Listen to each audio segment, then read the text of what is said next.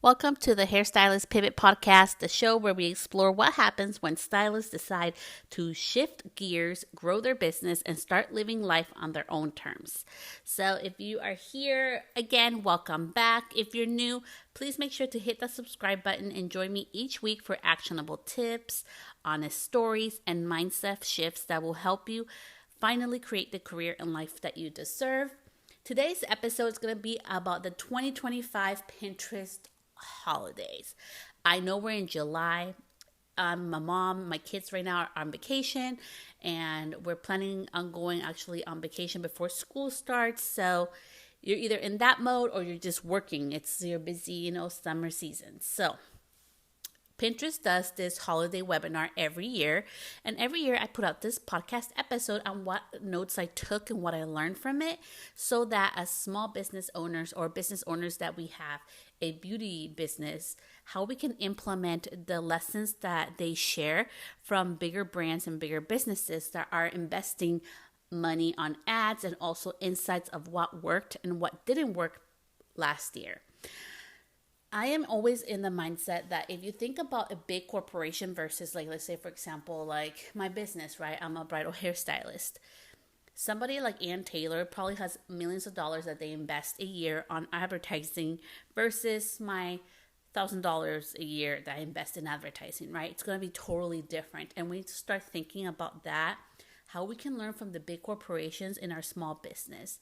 That does not mean, it doesn't have to feel icky, it doesn't have to feel bad. Just take what resonates from this episode and from this Pinterest webinar that I took a couple days ago from Pinterest about the holiday season. And with that, let's get to it. So, as we know, social media is being used by younger demographics, and they did a study on that, and they're utilizing it to find businesses, to find solutions for things that they want to buy.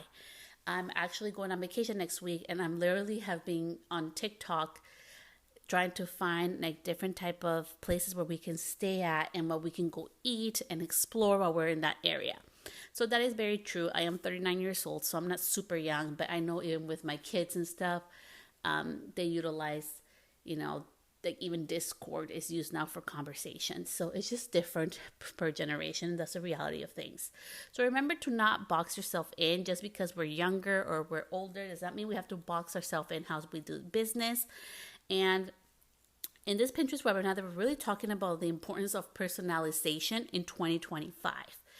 So now it's no longer about promoting a product. It's about having your ideal client seeing themselves utilizing or being part of that, right? So for example, Ann Taylor example, okay? So they wanted to increase their conversions and more when people would go to carts, they would abandon, right? It's abandoned cart. We all do it, right? Maybe you go to like your Anthropologie website and you're like, oh my gosh, I'm going to buy all this stuff. And then like you never check out, or it's like your wish list, right? So they want to have better conversion. So what they did, instead of just putting out the products that they were using, which Ann Taylor is pretty much like a little more like higher end, and it's more like a little bit, I would say like a little bit older type of generation than me. I mean, I just don't wear it, but that's just me. So what they ended up doing, instead of just showing a shirt or just showing a dress, is actually showing their ideal client wearing that dress in that certain event or in that certain atmosphere that they would actually wear it in, and they saw higher conversions because they started to personalize their product for their ideal client. So we need to start thinking like businesses and business owners, like who's your actual like product for. So, and I think it's such a beautiful example with Ann Taylor. They were trying to be way too generalized. This is one of the examples they used at the end of this webinar, but I wrote it down. They were trying to be generalized, like, okay, we're going to attract everybody who wants this type of shirt, and it was not working. So even for them, they had to really target and narrow down to who their ideal client is, who's actually shopping, and put them in the actual item so they can see themselves as, you know what, like that is relevant to my sense of style. And for the ideal client to be like, you know what, I can see myself wearing that, right? So with the changing behavior that's going on, it's really important, personalization. So think about that in your own business. How can you personalize things? There's certain things that I do in my own business to personalize it. But let me talk about some of the beautiful things that I have experienced as a consumer in different businesses for personalization. Okay. So the first thing is like sometimes like they'll personalize drinks. Okay. So there's a certain place where I go to and she'll offer me either a tea because she knows I'm into tea or a certain type of cold beverage, right? She knows there's certain cold beverages I'm not into and certain flavors I'm not into. So she always knows exactly what to offer me. And I love that because she has gotten to know me in a personal level where she's not going to offer me something that she knows I wouldn't be really into or a flavor that I don't enjoy when I go to see her. So it has been a more of a personalized experience. I know it just has to do with my welcome drink, but that means a lot to me because it's being more than just a facial. It's a personalized experience, right? So think about that. Also, like when I've gone to higher ends to get like pedicures, I've done laying down pedicures, like so like you're laying down like in a bed, like a massage chair. I know it sounds weird, but it's actually quite it was quite relaxing. It was so different. Like they called me by my first name. I got put into a robe. And it was in this like little room. It wasn't that big. It was in the city and in San Francisco. And I went in there and it was just such like an upscale like experience. I think my pedicure was like 115, but the experience entailed all of that, right? Like it was totally different. I mean, I got a robe and everything, you know? So I'm just saying that because sometimes we think it has to be all this grand thing, but even like with the scale of the money, that I had to invest in it to the experience, it was wonderful. The only reason why I don't continue to do that is because I live like 45 minutes to an hour and a half, depending on traffic, from San Francisco. So it could be 45 minutes, it could be an hour and a half. It just depends on what traffic is doing that day. So I'm not willing to do that, but it was an awesome experience. So think about that. How can you personalize the experience for your clients, right? They were also talking about diversifying our media, which I really loved. So pretty much, don't just stick to one thing. Don't just stick to pictures. Don't just stick to video. Diversify. Try different elements or, incorporating one thing into another, right? And I think like a beautiful example for all of us that I think we can kind of resonate with is like if you think about Instagram Reels, right? We can put text on it. We can put transitions, music, right? Like it's a diversification of media. So, and with Pinterest, they were talking about like if you do like a picture, make it interesting or, make it like your actual ideal clients is utilizing the product, right? So, and they're just talking about like their brand for Pinterest is really to be positive brand, safe, and to be more shoppable. Like that is their goal, which was so interesting. They were also sharing that during like the holiday season, they have over 500 billion with a B, okay, monthly active users, and most of them are Gen Z to millennials. They also have Gen X and boomers on there. And they were also talking about during the holiday season, so a board, so imagine like you're on Pinterest and you're creating your dream house board.